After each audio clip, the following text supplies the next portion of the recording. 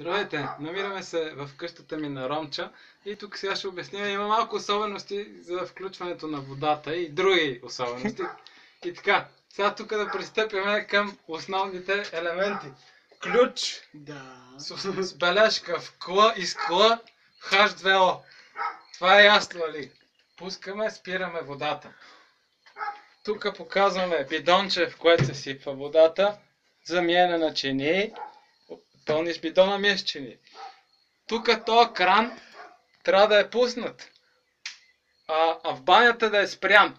И тук имаме бележки. Не затваряй крана, ако не искаш да слизаш в кладенеца. Защото помпата ще избие. Абе, сложно е. Значи запомнете, важното е. Той е отворен, он е затворен. Ако ви трябва в банята, той е затворен, он е отворен. Само единия. Само единия.